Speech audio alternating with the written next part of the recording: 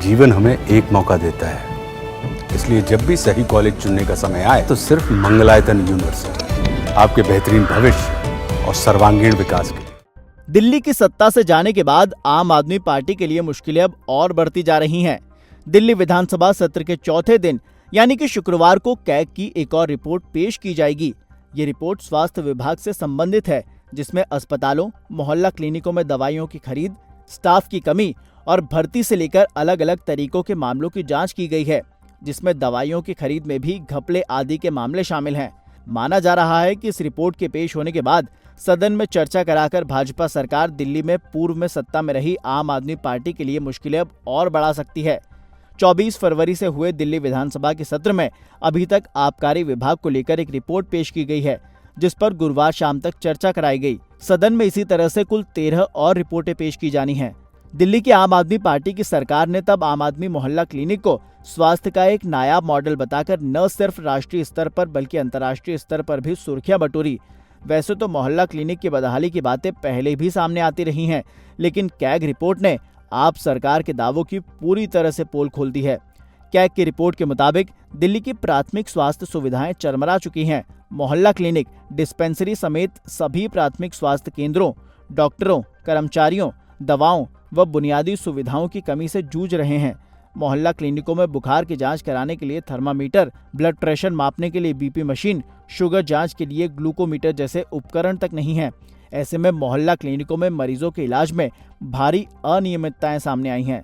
स्थिति यह है कि इन मोहल्ला क्लिनिकों में मरीजों को देखने के लिए डॉक्टर 1 मिनट का भी समय नहीं देते हैं। बिना जांच किए दवा दे दी जाती है। कैग रिपोर्ट में यहाँ तक कहा गया है कि साल 2016-17 से 2021-22 के बीच प्राथमिक स्वास्थ्य केंद्रों के निर्माण के लिए 35.16 करोड़ रुपए आवंटित किए गए थे, जिसमें से 9.78 करोड़ रुपए यानी कि सिर्फ 28% ही खर्च हो सका है।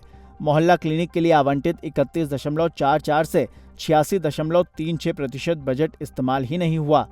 ये साबित करता है कि मोहल्ला क्लिनिक की प्लानिंग और उसके पालन में कमियां रहीं। मार्च 2017 तक 1000 मोहल्ला क्लिनिक बनाए जाने थे, जबकि मार्च 2023 तक 523 मोहल्ला क्लिनिक ही खुल पाए। इसमें शाम की पाली में चलने वाले 31 मोहल्ला क्लिनिक भी शामिल हैं।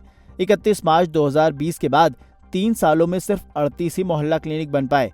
कैग ने 4 जिलों के 218 मोहल्ला क्लिनिकों का ऑडिट किया।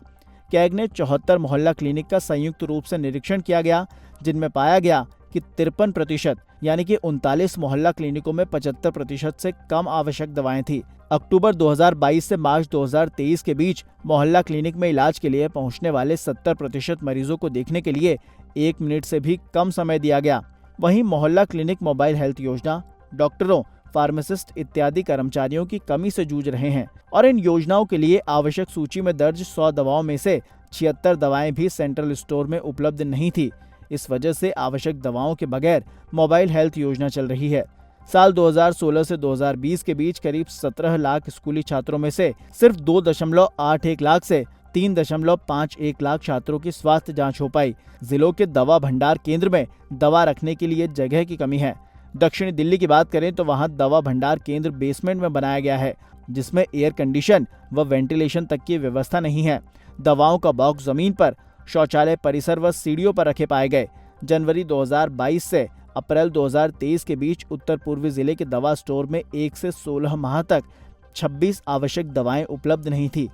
इसी तरह से जिलों के स्टोर में डिस्पेंसरियों के लिए 10 से 37% दवाएं नहीं थी।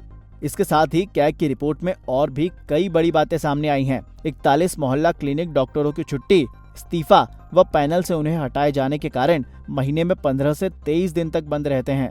74 मोहल्ला क्लिनिकों में से 10 में पेयजल की व्यवस्था और 21 में शौचालय तक नहीं था। 12 मोहल्ला क्लिनिक दिव्यांगों के लिए अनुकूल नहीं पाए गए। 31 मोहल्ला क्लिनिकों में दवाएं रखने के लिए पर्याप्त जगह नहीं है। 150 पॉलीक्लिनिक शुरू किए जाने थे, लेकिन सिर्फ 28 ही शुरू हो सके।